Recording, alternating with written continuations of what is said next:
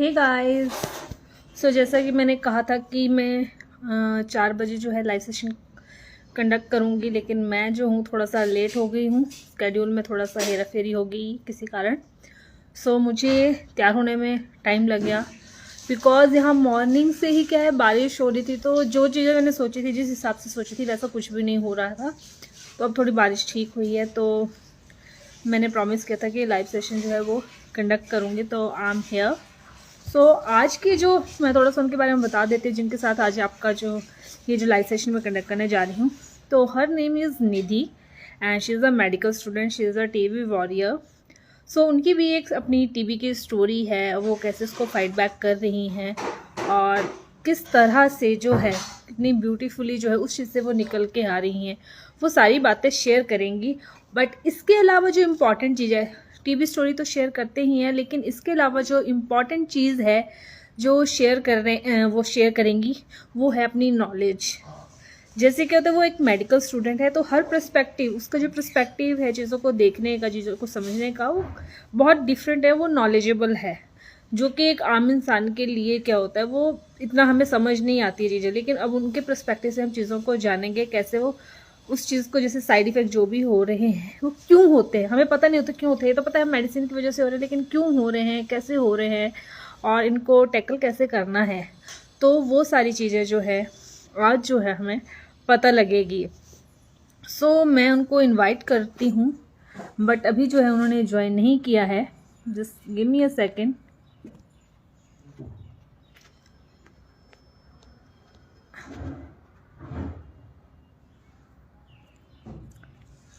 सो मैंने को डाल दिया है मैसेज, बिकॉज मेरी गलती है, मैं लेट हो गई आज थोड़ा सा, बट दैट्स ओके, उसको भी हम कवर अप करेंगे इन चीज़ों को।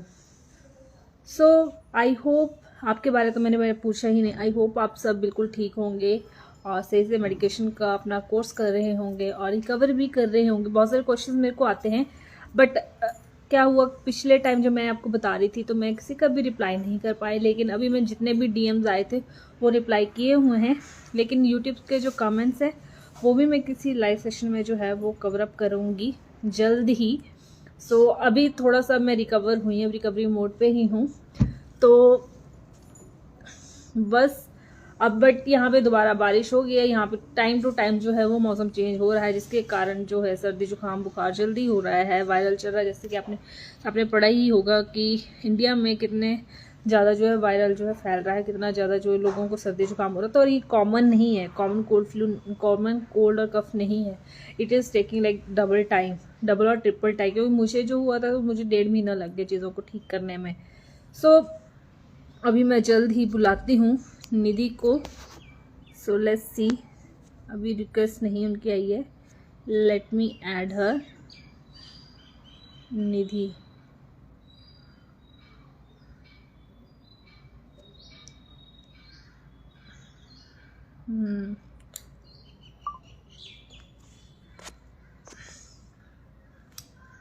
सो आई रिसीव्ड हर मैसेज, वो लाइव आ चुके हैं और उन्होंने रिक्वेस्ट भी भेज दी हैं। So let's start it.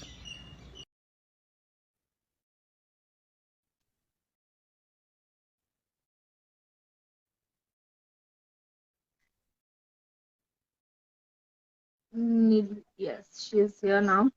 Hey, hi Nidhi. Hi ma'am, How कैसे are you? हो? बस बढ़िया, आप बताइए कैसे हो आप? And I am also sorry, I am sorry मैं थोड़ा लेट हो गई, 4 बजे का टाइम था, but due to some reason I got late. So I hope you don't mind. Okay, so guys let's start this live session. जैसे कि मैंने आपको इंट्रो हल्का सा दे दिया है, तो TB just story, second. How it started, कैसे क्या हुआ था।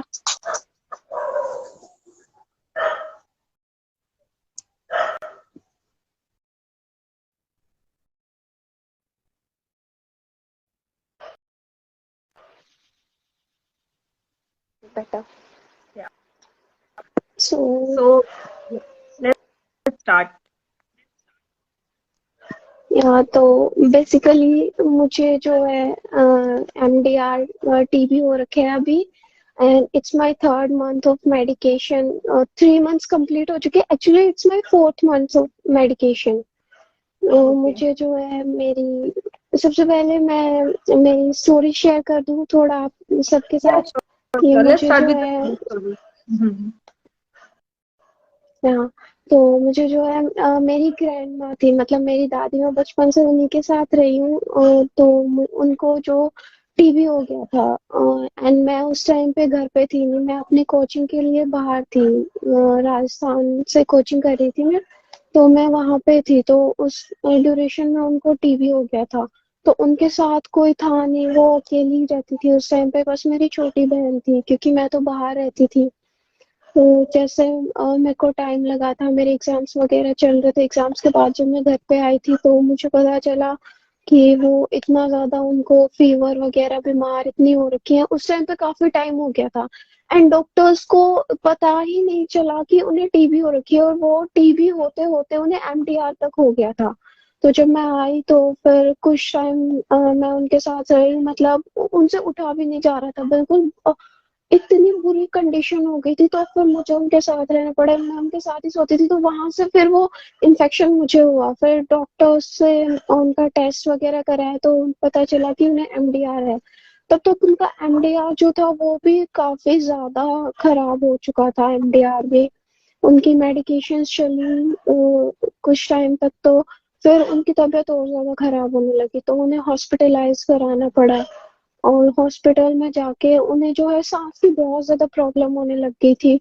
तो उन्हें फिर वहां से उस टाइम पे तो जब उनका एमडीआर क्लियर हुआ था कि उन्हें एमडीआर है, उसके बाद तो अच्छे से प्रिकॉशंस ली थी, सब कुछ किया था, मतलब मास्क वगैरह वेयर किया था, सब कुछ अच्छे से सारी प्रिकॉशंस ली थी। बट मुझे जो है इन्फेक्शन उससे पहले ही आ चुका था, जब हमें पता चला था कि उन्हें एमडीआर है उससे पहले मुझे वो इन्फेक्शन आ चुका था। बट फिर जैसे उन्हें हॉस्पिटलाइज किया गया तो वहां पे उन्हें सांस की प्रॉब्लम होने लगी। उनका एसपीओ2 जो है मतलब लंग्स ऑक्सीजन को कितना कैरी कर सकते हैं, तो वो उनका काफी डाउन हो गया था। एटलीस्ट आपका मोर देन 80% वो होना चाहिए, तो उनका डाउन आने लग गया था। तो सडनली जैसे जैसे हॉस्पिटल में डेज बीतते जा रहे थे, उनका 40 आ गया था। तो जब SpO2 आपका बिल्कुल डाउन आ जाता है तो उसके बाद ये है कि आप एक डेथ की तरफ चलते जाते हो। तो डॉक्टर्स को इंट्यूबेशन करना पड़ा उन्हें, मतलब आर्टिफिशियल उन्हें वेंटिलेटर पे एक पाइप होती है जिसको आपके यहाँ पे थ्रोट के अंदर उस पाइप को डाला जाता है और वेंटिलेटर से कनेक्ट किया जाता है। तो उन्हें वेंटिलेटर पे रखा गया था क्योंकि उन्हें ऑक्सीजन सिलेंडर से ऑक्सीजन दिया जा रहा था, कैनुला से ऑक्सीजन दिया जा रहा था, एंड फिर भी उनके लंग्स वो ऑक्सीजन को रिस्पॉन्ड नहीं कर पा रहे थे। तो इसलिए उन्हें ओके। इंट्यूबेशन कराना पड़ा, उन्हें 3 दिन वेंटिलेटर पे रखना पड़ा। उस टाइम पे मैं उनके साथ ही रहती थी पूरा। उसमें उन्हें कुछ खाने पीने का नहीं दे सकते हैं, तो इस ड्यूरेशन में उनकी मेडिकेशन स्टॉप करनी पड़ी थी कि डॉक्टर्स ने बोला था कि पहले इनको स्टेबल करना पड़ेगा, उसके बाद इनकी मेडिकेशन स्टार्ट होगी। तो फिर हम्म। उन्हें स्टेबल करने के लिए वेंटिलेटर पे रखना पड़ा। डॉक्टर्स ने बोल दिया था कि एज फैक्टर जो है अप्रोक्स 75 ईयर्स ऑफ एज थी उनके। तो एक ये होता है ना कि आपका एज फैक्टर बहुत मैटर करता है उस टाइम पे। जैसे आपका एज बढ़ता जाता है तो आपकी इम्यूनिटी जो है, इम्यून सिस्टम आपका वीक हो जाता है। तो फिर उन्हें वेंटिलेटर से आर्टिफिशियली उन्हें ऑक्सीजन दिया जा रहा था। उनको खाना, उनको पानी सब आईवी से, सिरिंज से दिए जा रहे थे। तो 3 दिन बाद उन्हें वेंटिलेटर से हटाया गया, थोड़ा स्टेबल होने लग रही थी वो। सडनली उन्हें फिर वही मतलब अटैक आया एंड उनका ऑक्सीजन फिर से डाउन चला गया। तो डॉक्टर्स ने कहा कि उनको दोबारा इंट्यूबेट करना पड़ेगा, बट इस बार बचने के चांसेस उनके नहीं है। तो दोबारा इंट्यूबेशन करने के टाइम पे उनकी डेथ हो गई। इसी पिछले साल सितंबर 2022 में उनकी डेथ हो गई थी। तो ओके। मेरे लिए वो बहुत ज्यादा इमोशनल ब्रेकडाउन हो गया था मुझे, मतलब ऐसा हो गया था कि मेरा खाना खाने का मन नहीं करता था, काफी ज्यादा मुझे इमोशनल ब्रेकडाउन हुआ था। तो मैंने खाना खाना मतलब लगभग दिन में एक टाइम खाना खाना ऐसे बिल्कुल ऐसे कर दिया था, बिल्कुल खाना खाना छोड़ दिया था। तो उसकी वजह से फिर मुझे क्या हुआ कि वीकनेस आने लगी। 3 मंथ्स तक चलता रहा ये, दिन में एक टाइम खाना खाना, कभी नहीं खाना, तो मेरी बॉडी में वीकनेस आने लगी और उसकी वजह से मेरा इम्यून सिस्टम वीक हो गया। तो 3 मंथ्स में मेरी बॉडी इतनी वीक हो गई थी, फिर मुझे भी वो सिम्टम्स आने लगे क्योंकि मेरे अंदर इन्फेक्शन तो था, बट वो लेटेंट स्टेज में था।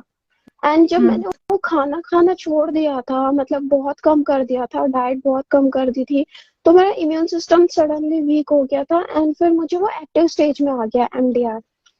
तो फिर डॉक्टर्स के पास गए, उन्हें बताया सब कुछ। मेरा ऑलमोस्ट 10 kgs 3 मंथ्स के अंदर अंदर ऑलमोस्ट 10 kgs मेरा वेट लूज हो गया था। एंड फिर डॉक्टर को बताया वहां पे, तो डॉक्टर ने टेस्ट करवाया, तो मेरा टीबी का टेस्ट हुआ एंड मेरी टेस्ट में रिपोर्ट्स टीबी नेगेटिव आई कि मुझे टीबी है ही नहीं।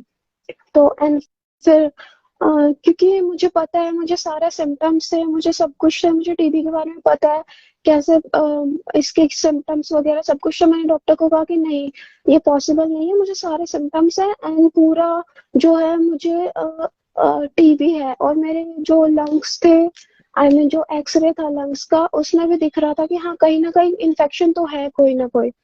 तो फिर डॉक्टर ने सीटी स्कैन के लिए बोला, तो सीटी स्कैन जब मेरा चेस्ट का हुआ तो उसमें पता चला कि हाँ टीबी तो है।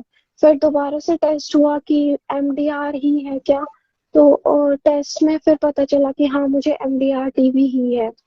तो फिर MDR, फिर मेरे बाकी सारे टेस्ट हुए क्योंकि MDR से MDR ही स्प्रेड होता है। और फिर मुझे MDR जब मेरा डिटेक्ट हुआ तो फिर बाकी सारे टेस्ट हुए, थ्रोट का, लीवर का, सबका।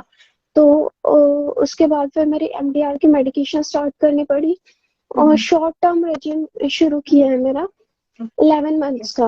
ओके, तो मे बी तो अगर उस आप टाइम पे फिर मेरी प्लीज कंटिन्यू, बोलिए बोलिए आप। आया, तो उस टाइम पे फिर मेरी बॉडी इतनी वीक हो गई थी कि मतलब 3 मंथ से मैंने बिल्कुल इम्प्रॉपर मेरी डाइट चल रही थी। दिन में एक टाइम खाना खाना, तो इतनी वीक बॉडी हो गई थी कि मतलब मेरे पैर बिल्कुल उठ ही नहीं रहे थे। बिल्कुल इतना ज्यादा वीकनेस, बहुत ज्यादा, तो मुझसे उठा ही नहीं जा रहा था। तो फिर ले जाया गया, मेडिकेशन स्टार्ट कराई और उसके बाद मेरा ट्रीटमेंट स्टार्ट हुआ। ओके, अगर आप मेरे ख्याल से उस टाइम अगर आप अपने आप को संभाल लेते, आई नो वो एक पर्सन को अपनी लाइफ में लूज करना एक बहुत बड़ी बात होती है, बट इन केस अगर आप उस टाइम अपने आप को संभाल लेते थोड़ा सा, राइट, तो मे बी ये चीज एक्टिव स्टेज में नहीं आती, क्योंकि टीबी का बैक्टीरिया हर किसी में ऑलरेडी होता है, क्योंकि वो एयर में होता है, तो किसी ना किसी मीडियम से हमारे अंदर होता ही है। बट मेन बात जो आपने कही इम्यूनिटी की, अगर वो थोड़ा सा अगर वहां पे मतलब ध्यान गया होता, आई नो वो मुश्किल होता उस टाइम हेल्थ पे ध्यान देना, बहुत सारी चीजें होती हैं। क्योंकि मैंने एक केस सुना था जिसमें क्या हुआ था कि एक लेडी थी, उनको टीबी था, बट आफ्टर सम टाइम वो ठीक हो गए, सारा कुछ ठीक हो गया। बट कुछ सालों बाद क्या हुआ कि जैसे किसी की डेथ हुई घर में, तो इमोशनली ब्रेकडाउन हो गया, स्ट्रेस फैक्टर ज्यादा हो गया, इम्यूनिटी लो की, तो उनका जो हुआ था वो रिलैप्स हो गया केस। ये चीज होती है। तो गाइस जो स्ट्रेस होता है ना, we have to keep it low, जितना हम रख सकते हैं इसको, क्योंकि स्ट्रेस अगर ज्यादा होगा तो इम्यूनिटी लो होगी, रिलैप्स होने के चांसेस ज्यादा होते हैं। और ऊपर से अगर घर में किसी को हुआ है, तो जितनी आप पेशेंट की केयर कर रहे हो, जितना आप पेशेंट की डाइट दे रहे हो, उतनी ही डाइट जो है घर वालों को भी लेनी होती है, इवन आफ्टर जब वो ठीक भी हो जाए तभी भी। तो क्योंकि आप घर पे रह रहे हो, बिल्कुल साथ में रह रहे हो, तो ऐसा तो है ही नहीं कि आपके अंदर बैक्टीरिया नहीं गया होगा। बट सारा जो खेल है वो यहाँ पे वो जैसे इम्यूनिटी का है। जैसे आपका ट्रीटमेंट शुरू होता है, तो ट्रीटमेंट शुरू होता है उस टाइम पे तो आपको पता होता है कि आपको टीबी है, तो आप फिर पूरी प्रिकॉशंस लेते हो, मास्क वगैरह वेयर करते हो, सब कुछ करते हो।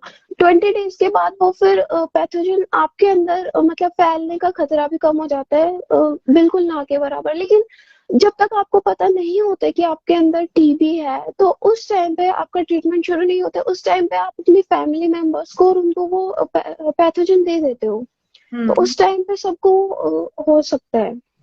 ये डेंजरस होता है सबसे चीज, क्योंकि नॉलेज नहीं होती है, डायग्नोज ना हो। सबसे बड़ी प्रॉब्लम तो है कि डायग्नोज नहीं है, तो उससे पता ही नहीं लगेगा फैमिली मेंबर्स को हो क्या रहा है। अगर वो टाइमली डायग्नोज हो जाए, टाइमली ट्रीटमेंट चल पड़े, तो उसको जो है फैलने के चांसेस जो है वो बहुत कम होते हैं। तो आपका ट्रीटमेंट फिर जैन में चला, क्योंकि कब चला था आपका ट्रीटमेंट, कब से नहीं, स्टार्ट हुआ? दिसंबर में मेरा ट्रीटमेंट शुरू हुआ था। एक्चुअली टीबी में होता क्या है ना कि आपके अंदर वो लेटेंट स्टेज में बैक्टीरिया जैसे फर्स्ट टाइम आपके अंदर एंटर करते हैं, तो जैसे वो आपके थ्रो माउथ से आपके लंग्स के अंदर जाते हैं, तो लंग्स के अंदर एल्वेलाई के अंदर वो जाते हैं, तो हमारी इम्यूनिटी होती है सेल मेडिएटेड इम्यूनिटी।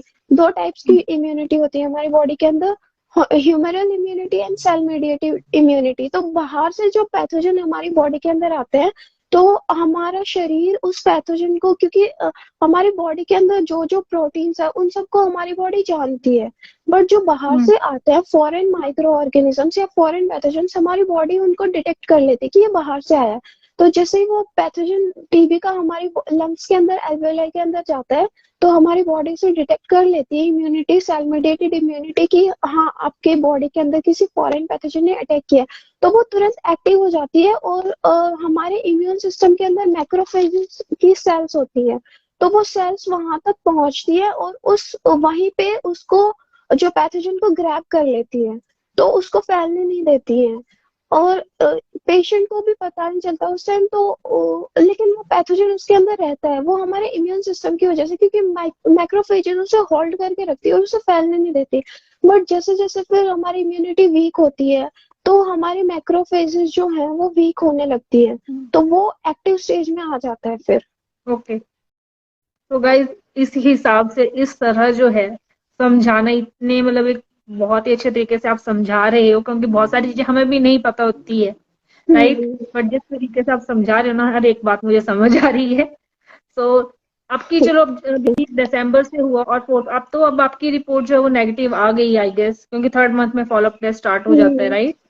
तो कंग्रेचुलेशन, आपकी फर्स्ट रिपोर्ट जो है नेगेटिव आ गई है। बट अब 3 महीने हो गए हैं, तो आपका जो ट्रीटमेंट स्टार्ट किया था तब एक्सपीरियंस कैसा रहा, क्या क्या साइड इफेक्ट्स आपको झेलने पड़े हैं अभी तक? तो जब मेरा ट्रीटमेंट शुरू हुआ था, तो मेरी तो इतनी बुरी कंडीशन थी कि मैं बेड से उठ ही नहीं पा रही थी। 20 डेज तक ऐसा हो गया था कि मुझे बेड से मतलब बिल्कुल मुझसे मेरे पैरों से उठा नहीं जा रहा था, मुझसे इतना चला भी नहीं जा रहा था। एंड फिर वो था कि भूख तो आपको बिल्कुल लगती नहीं है, क्योंकि इसमें लॉस ऑफ एपेटाइट हो जाता है।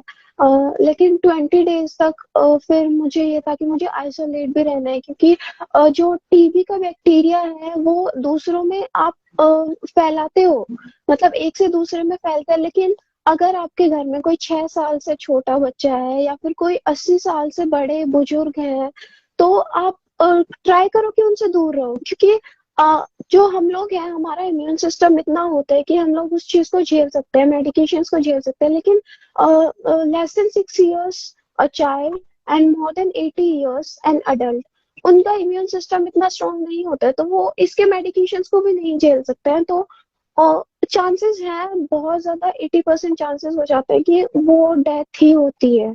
तो फिर मुझे, मेरे जो दादाजी हैं, मैं उनके साथ रहती थी and he is 18 years old। तो मुझे फिर ये था कि मुझे आइसोलेट भी रखना है खुद को, तो मैं रूम में रहती थी उनके पास। मैंने उन्हें मना कर दिया था कि मेरे पास आने के लिए, एंड मैं खुद भी उनके पास नहीं जाती थी। घर में भी अगर रूम से बाहर जाना होता था, मैं मास्क वेयर करती थी हमेशा कि दूसरों को ना हो ये। एंड दादाजी के पास तो मैंने एटलीस्ट 20 डेज तक तो मैंने बिल्कुल जाना बंद कर दिया था, रूम में अकेले रहना, क्योंकि घर पे मैं, दादाजी और मेरी छोटी बहन, हम तीनों ही रहते थे। जैसे फिर ट्रीटमेंट शुरू हुआ तो कंटिन्यूअसली वॉमिटिंग वॉमिटिंग, एंड फिर भूख बिल्कुल नहीं लगती थी, पर मैं जबरदस्ती खाती थी। फिर मुझे ये था कि जैसे मैंने बीच में खाना छोड़ दिया था, तो मुझे ये, मेरा इम्यून सिस्टम वीक हुआ था एंड फिर मुझे टीबी हुआ था। तो मुझे अब ये था कि हाँ, मेरी बॉडी भी साथ में फाइट करे, कि और मेडिसिन तो फाइट करेंगे उससे, बट मेरी बॉडी भी साथ में फाइट करे। तो मैं कोशिश करती थी कि मैं जबरदस्ती खाऊं जबरदस्ती खाऊं। एंड फिर उसमें आपका जब टीबी का पैथोजन आप पे अटैक करता है, तो आपका जो आयरन लेवल है बॉडी के अंदर, iron level and vitamin B12 वो कम हो जाता है, उससे फिर आपकी भूख भी थोड़ी कम हो जाती है, भूख भी नहीं लगती है। तो फिर इससे बेटर है कि आप साथ में एक सिरप स्टार्ट कर दो, जो आयरन सिरप है, उससे आपका हीमोग्लोबिन लेवल अप होगा, क्योंकि जो हमारा ब्लड है वो हीमोग्लोबिन है वो आयरन से बना हुआ होता है। तो आयरन लेवल जैसे कम होता है, तो फिर प्रोबेबिलिटी है कि हमारे अंदर ब्लड काउंट यानी HP काउंट भी कम हो जाता है। तो आप एक आयरन टॉनिक साथ में स्टार्ट करते हो, जिससे कि ना आपका एचपी लेवल अप होने लगता है और आपको भूख भी स्टार्ट होती है। तो फिर मैं एंड उससे जो है फिर टीबी मेडिकेशन से काफी बार क्या होता है कि आपका थायराइड पे भी असर होता है, हम्म। थायराइड ग्लैंड पे। तो थायराइड ग्लैंड पे जैसे वो दवाइयां इफेक्ट करती है, तो आपका विटामिन B12 कम होने लगता है। तो जो आयरन हम्म। सिरप होता है वो आयरन एंड विटामिन B12 यानी फॉलिक एसिड के साथ आता है, तो वो B12 को भी इंक्रीज करता है वो टॉनिक, जिससे कि चांसेस होते हैं कि आपको थायराइड भी ना हो। तो वहां से फिर वो स्टार्ट किया, तो थोड़ा जिससे कि मुझे थोड़ी साथ साथ में भूख लगना भी शुरू। एंड इनिशियल 20 डेज तो लग जाते हैं आपको, एकदम से तो वो भी स्टार्ट नहीं होती। तो इनिशियल 20 डेज तक तो फिर वॉमिटिंग रेगुलरली एंड बिल्कुल खड़ा ही नहीं हुआ जा रहा था, बेड से बेड रेस्ट पे फुल टाइम। एंड फिर हम्म। एंजाइटी थे कि आप बचोगे कि नहीं बचोगे। बट मुझे ये था कि नहीं, करना तो है, फाइट तो करना है। तो मैंने कहा कि मुझे पता था कि मतलब कैसे बॉडी को कॉप अप करना है, क्या मुझे न्यूट्रिएंट्स लेने हैं, मुझ में क्या क्या कहाँ कहाँ चेंजेस हुए हैं बॉडी में, मुझे उनको रिवाइव करना है बॉडी को। तो फिर मैंने वो स्टार्ट किया, वैसे मेडिकेशंस, अपने डाइट पे फोकस किया। एंड फिर जैसे मैंने सबसे मेन था डाइट पे फोकस करना, तो डाइट पे फोकस किया एंड मेडिसिन को अच्छे से अपना। सबसे बड़ी बात होती है कि चाहे कुछ भी हो जाए, आप वो मेडिकेशंस को नहीं छोड़ना है, मेडिसिन को एक दिन भी मिस नहीं करना है। क्योंकि अगर आप एक दिन भी मेडिसिन मिस करते हो, तो फिर वो टीबी का जो बैक्टीरिया है वो दोबारा से स्ट्रॉन्ग होने लगता है, तो आपको हम्म। चांसेस है कि वो रिलैप्स भी हो। तो मेडिकेशंस बिल्कुल आपको मिस करने ही नहीं है। तो बस यही था।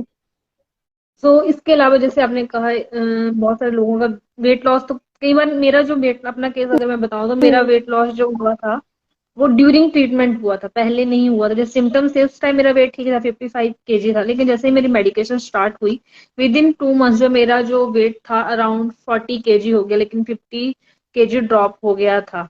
बिकॉज उस टाइम जो था वो दूसरे वाला ट्रीटमेंट चलता है लॉन्ग टर्म, फॉर 24 मंथ्स वाला था, बहुत सारी हम्म। मेडिकेशन थी, ऊपर से आइडिया नहीं कैनामाइसिन था। चलता था। हाँ, हाँ। एनामाइसिन चलता था, जिसका असर अभी तक मेरे कानों में गूंज रहा है। अभी हम्म। तक जो है, जो बीप की आवाज है वो आती ही रहती है, बट चलो वो उस चीज से हमने मतलब कोप अप करना सीख लिया है, अब नॉर्मल ही लगता है कि ऐसे ही थे हम्म। शायद पहले से ही। तो बहुत सारी चीजें ऐसे होती है। तो मेन जो लोगों को आता है वोमिट का इशू आता है, तो आपने उस चीज से कैसे कोप अप किया? बिकॉज या नौसिया बहुत ज्यादा होता है। तो सबसे पहले तो जैसा आपने बताया कि ड्यूरिंग ट्रीटमेंट आपका वेट लॉस होने लगा था, वो क्या होता है ना कि ऐसा होता है कि जैसे आपका ट्रीटमेंट शुरू होता है तो आपका ये वेट थोड़ा अप थोड़ा डाउन ऐसे चलता है, क्योंकि आपकी जो बॉडी है वो उन मेडिकेशंस को झेल नहीं पाती है, एकदम से इतना हैवी डोज ऑफ मेडिसिन आएगा। और मेडिसिन ही एंटीबायोटिक्स होती है, मतलब लिविंग ऑर्गेनिजम्स के साथ फाइट करती है। एक लिविंग ऑर्गेनिज्म बॉडी के अंदर है, लिविंग पैथोजन है, तो उसके साथ फाइट करती है। तो एकदम से आपकी बॉडी उस चीज को अडॉप्ट नहीं कर पाती है, तो वो होता है। फिर उसके लिए जो आपको शुरुआत कैसे करनी है कि जैसे ये मेडिसिन आपकी बॉडी के अंदर जाती है, तो मेडिसिन बहुत ज्यादा गर्म होती है, आपकी बॉडी उनको अडॉप्ट कर नहीं पाती है। तो शुरू में उनके साथ पैरेलली कुछ दवाइयां चलती है, जैसे कि एंटासिड चलता है, रैनिटिडीन या फिर ओमेप्रेजोल डॉक्टर्स आपको देते हैं। उसके अलावा फिर आपको एक उल्टी की भी दवाई होती है, जो आपको इनिशियली 5 डेज तो डॉक्टर शुरुआत में देते ही हैं, पेरिनॉर्म करके, हम्म। तो वो लेनी होती है। तो उस टाइम पे शुरुआत में जैसे मैंने स्टार्ट किया, तो सुबह खाली पेट एक एंटासिड यानी कि रेनिटिडीन ले सकते हैं आप, ओमेप्रेजोल ले सकते हैं, और शाम को खाना खाने से आधा घंटा पहले आपको वो दोनों टाइम एंटासिड लेने होते हैं। एंड फिर आप जैसे दवाइयां लेते हो उससे आधे घंटे पहले एक उल्टी की दवाई ले लो। बट शुरुआत में आपको फिर भी उल्टी आ सकती है, क्योंकि मुझे बहुत ज्यादा आती थी। इनफैक्ट 2.5 मंथ मुझे उल्टियां, अप्रोक्स 2 मंथ्स मुझे उल्टियां आई हैं। बट मैंने उस पर अपने डाइट से मैंने उस पर किया था, वो मैं आपको बताऊंगी कि डाइट को आपको कैसे लेना है, एक बैलेंस करके कैसे चलना है। तो फिर बट स्टार्टिंग में तो आपको उल्टियों की दिक्कत होगी, क्योंकि बहुत ज्यादा हैवी डोज होता है मेडिसिन का, एंड आपकी बॉडी वो संभाल नहीं पाती है एकदम से। नई चीज जब बॉडी आती है तो बॉडी को उस चीज के साथ बैलेंस होने में थोड़ा टाइम लग जाता है। हम्म। ये मतलब घबराने की जरूरत नहीं है ना, क्योंकि लोग ऐसा बोलते हैं, जैसे हम्म कईयों को होता है कि वॉमिट हुई, बोलते दवाइयां निकल गई, असर करेगी नहीं करेगी। But I think hmm most of the vomit तो होती ही है, कईयों को हो जाए, इवन दवाई खाते खाते भी वॉमिट आ जाती है। तो क्या दोबारा मेडिसिन लेनी चाहिए? उस केस में क्या करना चाहिए? नहीं, मैं क्या करती थी, मुझे पता था कि मुझे मेडिसिन भी लेनी है एंड ये भी करना है, तो आधे घंटे पहले, मतलब मेडिसिन लेने से आधे घंटे पहले मैं वॉमिटिंग की दवाई ले लेती थी पेरिनॉम करके। एंड फिर उसके बाद जब मैं वो या फिर 10 मिनट पहले ले लो आप, तो वो वॉमिटिंग की जैसे आप दवाई लेते हो 10 मिनट पहले, उसके बाद जब आप मेडिसिन लेते हो तो फिर आप थोड़ी देर बैठ जाओ या नैप ले लो, मतलब आप कोशिश करो कि एटलीस्ट आप 20 to 25 मिनट्स या आधा घंटा आप उल्टियां रोक सको। उसके बाद फिर आप उल्टी करने जा सकते हो, क्योंकि बॉडी के अंदर वो मेडिसिन जाना शुरू हो जाती है। तो थोड़ा सा भी जैसे वो मेडिसिन जाती है तो वो अपना असर करेंगे उस पे, पैथोजन पे। उसके बाद आप उल्टी कर सकते हो, आपका खाना बाहर आएगा, लेकिन पूरी मेडिसिन, जो मेडिसिन है वो पूरी बाहर नहीं आएगी आपकी। तो आप बस कुछ टाइम के लिए होल्ड कर लो उसको, आप उससे पहले उल्टी की दवाई ले लो या फिर कुछ भी ऐसा कर सकते हो। बट फिर जैसे थोड़ा सा टाइम के बाद, एटलीस्ट 10 to 15 डेज के बाद आप उसको डाइट से कवर कर सकते हो, जैसे मैंने किया था। तो वो भी मैं आपको डाइट शेयर करूंगी, जैसे मैंने कैसे किया था कि शुरू में तो आपकी बॉडी उनसे रेजिस्ट करती है दवाइयों से, तो इसलिए आपको थोड़ी सी दिक्कत होती है, तो आपको उल्टी की दवाई और ये लेनी पड़ेगी। एंड मुझे सबसे बड़ी क्या प्रॉब्लम थी कि मुझे एसिड, ये दवाइयाँ बहुत ज्यादा गर्म थी। एंड मैंने आज तक अपनी लाइफ में कभी कोई दवाई ली ही नहीं है, बुखार में भी मैं दवाइयाँ इतनी नहीं लेती थी। मुझे लगता था कि अच्छे से खाना खाओ, रेस्ट करो एंड फिर ठीक हो जाएगा 2 दिन में, तो मैं बुखार में भी दवाइयाँ नहीं लेती थी कभी।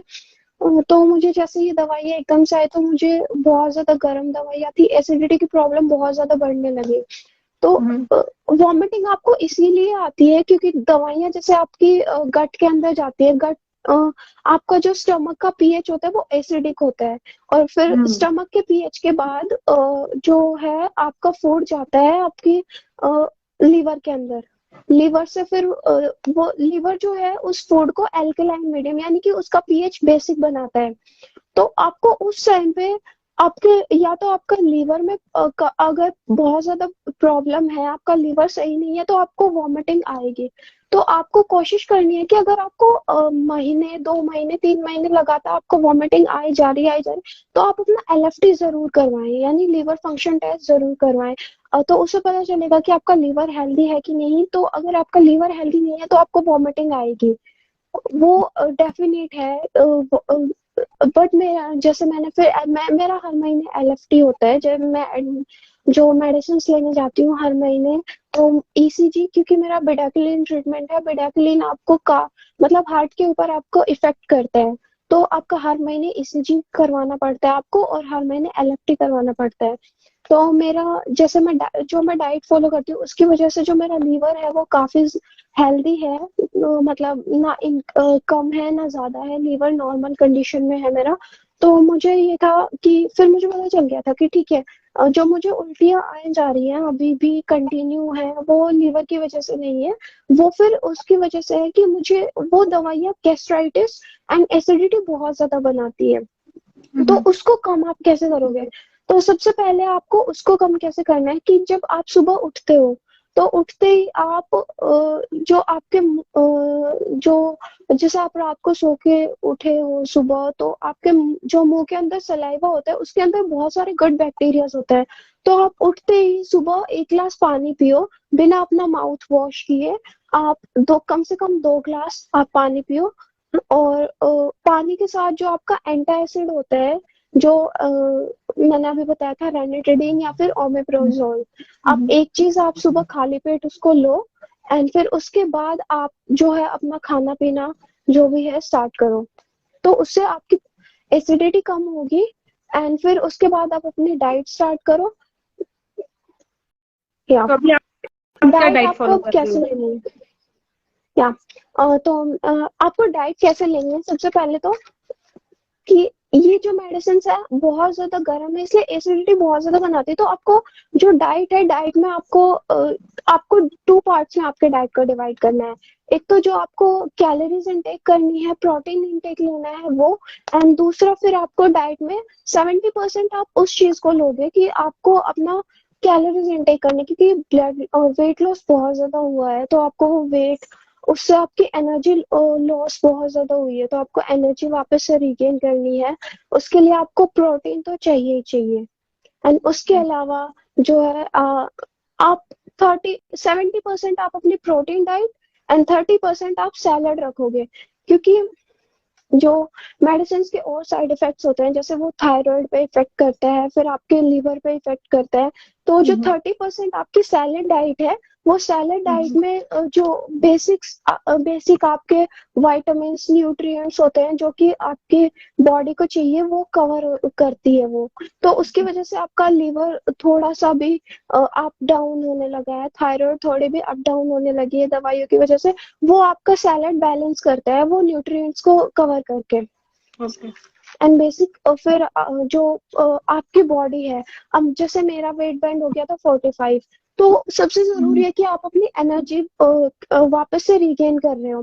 तो एनर्जी वापस से रिगेन करने के लिए आपको चाहिए कि आप एक बहुत हेल्दी प्रोटीन डाइट लेते हो अपने वेट के मतलब अगर आपको बहुत जल्दी रिकवर होना है, जैसे मैंने किया था, मेरा तो 4 मंथ है, काफी बहुत बहुत ज्यादा रिकवरी हुई है मुझे। मेरी एनर्जी काफी हद तक वापस आ गई है, क्योंकि मैंने अपनी डाइट को इस तरीके से रखा था। अब जो मेरी डाइट थी उसमें मेरा वेट बैंड जैसे 45 था। नॉर्मली किसी भी इंसान को 1 kg में 0.8 ग्राम्स ऑफ प्रोटीन तो चाहिए। तो मेरा 45 kg वेट था, तो मुझे एटलीस्ट 40 ग्राम्स ऑफ प्रोटीन तो चाहिए ही चाहिए था। तो बहुत जल्दी रिकवरी। इनफैक्ट अगर आप अपना प्रोटीन कंटेंट सही रखते हो, जितना आपकी बॉडी को रिक्वायरमेंट है उससे ज्यादा अगर आप प्रोटीन देते हो, या उतना आप प्रोटीन मिनिमम अमाउंट में बॉडी को देते हो, तो आपकी बॉडी बहुत जल्दी आपकी एनर्जी वापस आने लगती है, क्योंकि बॉडी को न्यूट्रिएंट्स एंड वो जो जो उसकी रिक्वायरमेंट है वो चीजें उसे मिल रही है।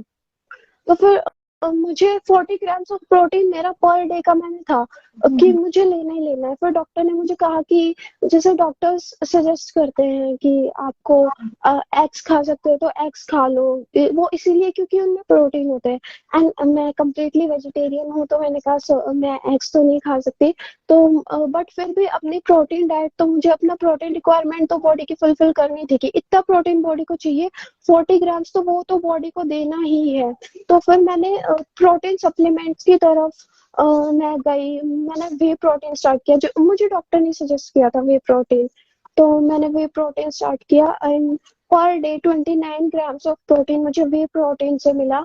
उसके अलावा जैसे मुझे फिर मैं सुबह सुबह उठते ही स्प्राउटेड चने, मूंग एंड ये सब लेती थी। तो उसकी वजह से भी मुझे प्रोटीन अपना कंप्लीट करना था पूरे दिन में। मैंने कुछ भी करके अपना पर डे डेली अपना 40 ग्राम्स प्रोटीन जो है मैंने अपनी रिक्वायरमेंट कंप्लीट करी। तो उसकी वजह से मुझे विद इन अ मंथ मतलब 20 डेज तक तो मैं बेड पे थी। 20 डेज के बाद, उसके 1 महीने बाद मैं बहुत ज्यादा खुद में एनर्जी फील करने लगी थी। 20 डेज के बाद तो ऐसा हो गया था कि हाँ अब बॉडी बैलेंस कर रही है दवाइयों के साथ। तो मैं बेड से उठ गई थी, स्टार्ट कर दिया था चलना फिरना। उसके बाद फिर अपनी डाइट की वजह से 1 महीने के बाद ही मतलब मैंने ऐसे रखा था, तो मेरी बॉडी ने रिस्पॉन्ड करना शुरू कर दिया था एंड मैं चलने फिरने काफी ज्यादा एनर्जेटिक फील कर रही थी। जस्ट अ सेकेंड, एक बार पानी पी लो। या श्योर श्योर, आराम से।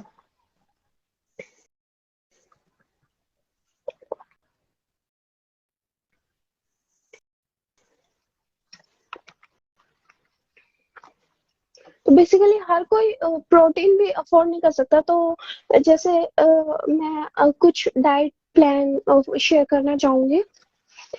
आप अपनी डाइट में प्रोटीन कैसे ले सकते हो। आपको सबसे पहले तो अपना वेट जो है वो देखना है, उसके अकॉर्डिंग आप अपना एक सेट करो कि आपको इतना प्रोटीन तो चाहिए पर डे का। तो आप जैसे ये चीजें कर सकते हो कि प्रोटीन कैसे ले सकते हो। जैसे मैं अपना पूरा कैलकुलेट करके चलती थी, अगर मैं 1 ग्लास दूध पी रही हूँ तो 1 ग्लास अगर आप फुल फैट काउ मिल्क लेते हो 250 ml का, तो उसमें आपको एटलीस्ट 8 ग्राम्स ऑफ प्रोटीन मिल जाता है। तो आप हम्म। 1 ग्लास दूध ले रहे हो तो 8 ग्राम आपको वहां से मिल गया। फिर आप सबसे बेस्ट है आप अपना मॉर्निंग से शुरू करो, सुबह उठ के आप हम्म। अपना एक एंटासिड लो। एंटासिड की वो गोली है वो लो जिससे एसिडिटी ना बने। फिर उसके बाद आप अपनी डाइट शुरू करो। आप चने एंड मूंग जो है स्प्राउटेड वो ले सकते हो। 50 ग्राम ऑफ मूंग जो स्प्राउटेड है बॉल, उसके अंदर आपको एटलीस्ट 12 ग्राम्स ऑफ प्रोटीन मिल जाता है। या एंड 50 ग्राम्स चने का जो बॉल है उसके अंदर आपको 10 ग्राम्स ऑफ प्रोटीन मिल जाता है स्प्राउटेड, जो कि बहुत ज्यादा बेस्ट है। अगर आप प्रोटीन सप्लीमेंट नहीं ले रहे हो तो सुबह सुबह मॉर्निंग में आप वो लेना शुरू कर दो। एंड सबसे बेस्ट है फिर अगर आप दही ले सकते हो तो दही ले लो। फिर मैं दही लस्सी सब लेती थी, बट शुरुआत में जब मेरी बॉडी उस चीज को नहीं हैंडल कर पा रही थी उस टाइम पे, क्योंकि शुरुआत में आपको खांसी बहुत ज्यादा होती है, लंग्स हम्म। आपके वीक होते हैं, तो आप एकदम से ठंडा एंड जो दही है चिकनाई ये सब खाना शुरू नहीं करते हो। तो उस टाइम पे पहले आप अपनी बॉडी को उस अडेप्ट करते हो। तो मेरा जो मेन था कि मैं अपने बॉडी को डाइट भी दूं एंड साथ में मेरी बॉडी उससे फाइट करे तो इम्यूनिटी भी बूस्ट करूं। तो मैंने डेली गोल सेट किया था कि मैं कम से कम अपनी इम्यूनिटी के लिए कुछ ना कुछ डेली लूं। जैसे मैं रात को दूध के साथ च्यवनप्राश जो इम्यूनिटी हम्म। बूस्ट करता है वो लेती ही लेती थी, क्योंकि बाद में मुझे ये था कि मैं अपना दही लस्सी नॉर्मल डाइट स्टार्ट करना चाहती हूँ। तो फिर उससे प्रॉब्लम ना हो, जैसे दोबारा खांसी शुरू ना हो, दोबारा स्पूटम ना आए। तो उसके लिए मैं अपनी इम्यूनिटी बूस्ट करने के लिए इनिशियली और मैं डेट्स यानी कि खजूर 3 से 4 डेली खाती थी। उसके अलावा च्यवनप्राश 1 स्पून, जो कि बहुत ज्यादा मैंडेटरी है आपकी इम्यूनिटी बूस्ट करने में, क्योंकि दवाइयां आपकी बॉडी के अंदर काम करेंगी लेकिन फिर आपकी बॉडी भी उसके साथ अगर काम करती है तो वो बहुत जल्दी आपकी रिकवरी होती है। तो आप खुद भी अपनी इम्यूनिटी को बूस्ट कर रहे हो, आप ऐसा कुछ करो। तो उसके लिए आप इम्यूनिटी बूस्टर जो फूड है वो लो। जैसे कि आप खाने में दूध ले रहे हो तो दूध के अंदर आप कोशिश करो कि आपको खांसी ना आए। खांसी से लंग्स पे इफेक्ट आता है, लंग्स पे इफेक्ट आता है तो आपको स्पूटम और उसके साथ काफी बार लोगों को दिक्कत हो जाती है कि खून भी आता है, क्योंकि वो हम्म। लंग्स पे बहुत ज्यादा जोर आता है। तो उसके लिए आप कोशिश करो कि जैसे आपका अभी ट्रीटमेंट शुरू हुआ तो बहुत ज्यादा हेल्दी होता है, दूध में आप थोड़ी सी हल्दी डाल के, क्योंकि हल्दी भी एंटीबैक्टीरियल होती है। तो वो आपकी दवाइयों के साथ वो भी बहुत ज्यादा इफेक्ट करती है दवाइयों के साथ। तो दूध के अंदर आप हल्दी डाल के लो। उसके अलावा आप च्यवनप्राश ले सकते हो 1 चम्मच डेली। एंड उसके मैं खजूर भी लेती थी डेली ताकि मेरी इम्यूनिटी बूस्ट हो। तो 3 से 4 मेरी डाइट में डेली खजूर होते थे। उसके अलावा हनी ले सकते हो, आप जिंजर ले सकते हो अगर खांसी ज्यादा है। तो कुछ टाइम बाद आपकी वो खांसी कम होने लग जाती है एंड फिर आप नॉर्मल दही पे आ सकते हो, लस्सी ले सकते हो, क्योंकि ये बहुत ज्यादा हेल्दी होती है। एंड मुझे क्योंकि बहुत ज्यादा एसिडिटी बन रही थी तो मुझे लगा था कि मैं कुछ ना कुछ ठंडा लूं, यानी कि जैसे दही हो गया, लस्सी हो गई, ये तो उससे एसिडिटी कम हो। तो पहले मैंने अपनी इम्यूनिटी पे वर्क किया कि मुझे उस चीज से खांसी ना आए। तो इम्यूनिटी बूस्टर्स डेली खजूर और ये सब खाना। उसके बाद फिर मैंने दही लेना शुरू किया, लस्सी लेना शुरू किया। तो वो आपके स्टमक के अंदर जाके क्या करती है कि जो दवाइयों से बहुत ज्यादा गर्मी बनी होती है स्टमक में, उससे आपको एसिडिटी बनती है। तो जैसे आप दही लेते हो, लस्सी लेते हो, उससे आपकी वो एसिडिटी कम करती है जो ठंडी चीजें खाते हो। तो एसिडिटी कम होगी तो आपकी वॉमिटिंग भी कम होगी काफी हद तक। हम्म। फिर मैंने शुरू किया, मैंने सुबह सुबह मैं पानी बहुत ज्यादा, आपको पानी बहुत ज्यादा पीना है इसके अंदर, जिससे कि आपकी उल्टी नहीं। उल्टी का मेन कारण ही एसिडिटी होता है, हम्म। एसिडिटी गैस्ट्राइटिस, क्योंकि दवाइयाँ गर्म होती है।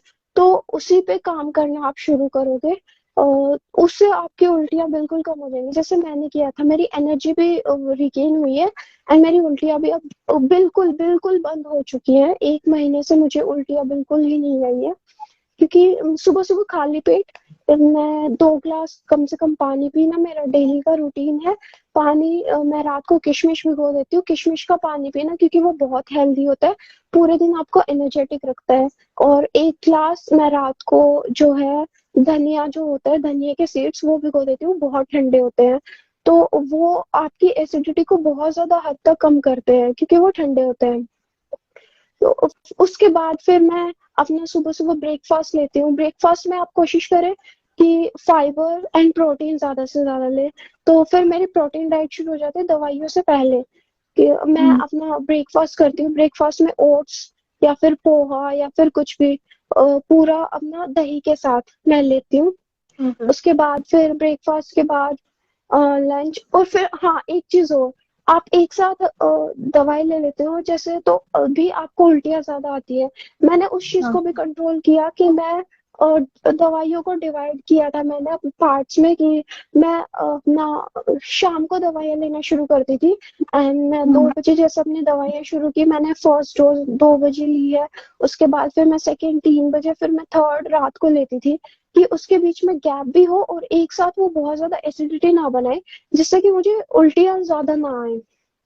उसके हम्म। बाद फिर मैंने ब्रेकफास्ट के बीच में फिर कुछ हल्का फुल्का खा लेना, और मतलब बिल्कुल अपना पेट खाली नहीं रखना है। पेट के अंदर कुछ ना कुछ थोड़ा थोड़ा थोड़ा थोड़ा जाता रहना चाहिए, क्योंकि खाली पेट से भी एसिडिटी बनती है। उससे फिर आपको फिर उल्टी आने का। अब जैसे अभी भी अगर मैं किसी दिन ऐसा होता है कि मेरा मील स्किप हो जाता है, पेट थोड़ा सा खाली होता है, तो फिर मुझे उल्टी आने लग जाती है। पानी भी पीती हूँ तो वो भी उल्टी आती है। तो पेट बिल्कुल खाली ना रखे, जिससे एसिडिटी ना बने। उसके ठीक है। बाद तो फिर गाइस, हम्म, कंटिन्यू कीजिए। उसके बाद हाँ, तो फिर आप अपना प्रोटीन कंप्लीट कर रहे हो। फिर अगर जो एग खा सकते हैं वो, एटलीस्ट एक एग में 6 ग्राम्स ऑफ प्रोटीन होता है, तो वो आप अपना डिवाइड कर सकते हो। 4 एग्स पर डे खा सकते हो, 24 ग्राम्स आपको प्रोटीन मिल जाएगा अपने वेट के अकॉर्डिंग। आप अपने डाइट पूरा ये देखें कि आपको अपना प्रोटीन कंप्लीट मिल रहा है, अगर बहुत जल्दी रिकवरी करानी है तो। उसके फिर लंच के बाद जैसे मैंने फर्स्ट डोज मेडिसिन के लिए, फिर सेकेंड डोज मेडिसिन के लिए, उसके बाद फिर मेडिसिन एसिडिटी स्टार्ट कर देती हैं बनाना स्टमक के अंदर। तो मैं क्या करती हूँ, उसके बीच में, रात वाले मेडिसिन के डोज के बीच में एंड शाम वाली के बीच में, मैं एक बॉल ऑफ सैलेड का मेरे डाइट में मस्ट होता है, कि मैं एक बॉल ऑफ सैलेड उसके अंदर ब्लैक सॉल्ट स्प्रिंकल करके, वो क्योंकि वो एसिडिटी में बहुत ज्यादा अच्छा होता है। तो आपका पूरा जो है माइंडसेट एकदम से चेंज हो जाता है। जैसे नोजिया बहुत ज्यादा होता है, उल्टी जैसी फीलिंग, तो जब आप वो सैलेड का बॉल लेते हो तो उससे बहुत ज्यादा फर्क पड़ता है।